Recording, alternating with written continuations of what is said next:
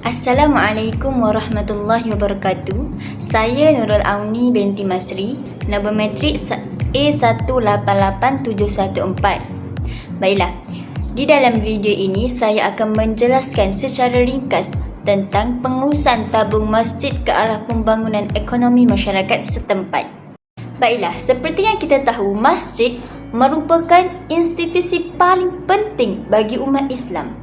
Masjid bukan sahaja tempat untuk umat Islam menunaikan ibadah khusus seperti solat, mengaji Al-Quran, iktikaf dan sebagainya. Malah masjid juga dijadikan tempat untuk melaksanakan ibadah umum seperti menuntut ilmu, membuat perbincangan, halaqah, usrah, melakukan pelbagai aktiviti rohani dan sebagainya.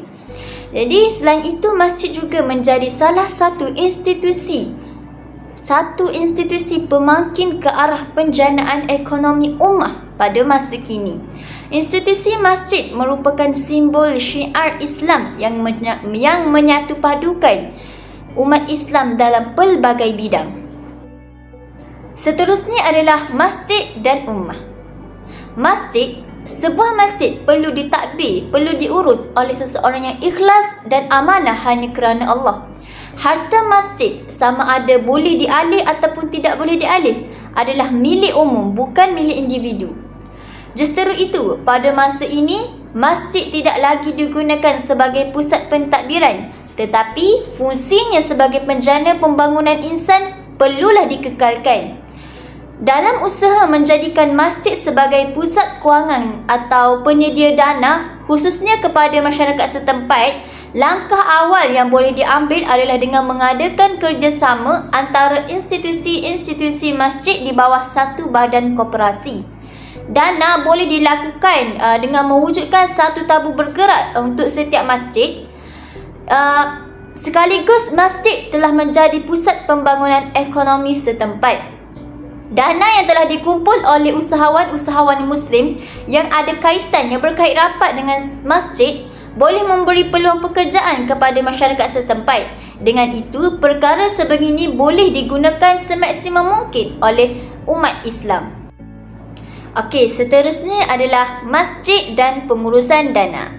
Pada awalnya, fungsi masjid hanya terhad untuk umat Islam melakukan ibadah sahaja. Tetapi fungsi dan kepentingannya itu semakin berkembang dari semasa ke semasa. Salah satu peranannya adalah membangunkan ekonomi umat Islam, menerusi pengurusan sedekah, wakaf dan sebagainya. Kutipan derma sering dilakukan di masjid, dan kutipan yang paling banyak adalah pada hari Jumaat ketika solat Jumaat. Hasil kutipan derma ini akan kembali kepada masyarakat dengan melaksanakan program kerohanian seperti mengadakan ceramah, pengurusan jenazah dan sebagainya.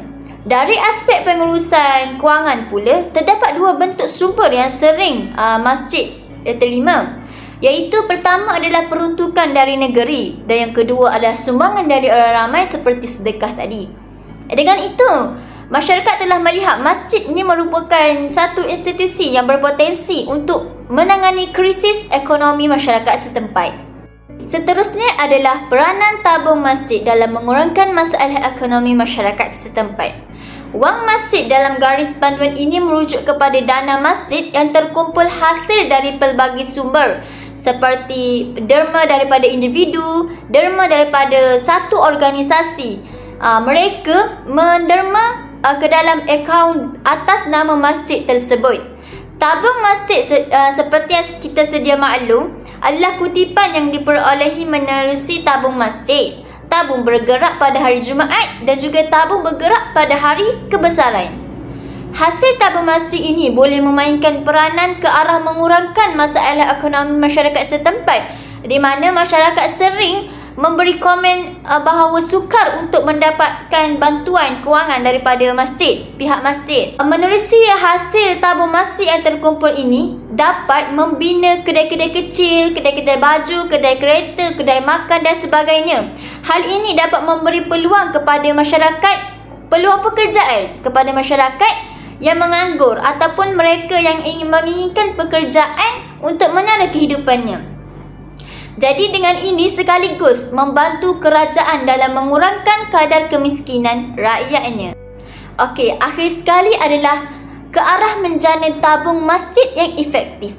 Baru-baru ini, Bank Islam Malaysia Berhad iaitu Bank Islam seperti mana kita tahu telah melancarkan program tabung derma masjid di ibu negara bagi memperkenalkan keseragaman bagi tabung bergerak yang terdapat di masjid seluruh negara.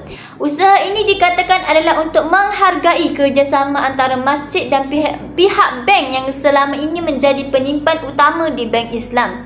Bank Islam berharap dengan pengenalan tabung masjid yang seragam akan merancakkan dan memudahkan lagi kutipan derma sama ada di masjid atau di luar masjid.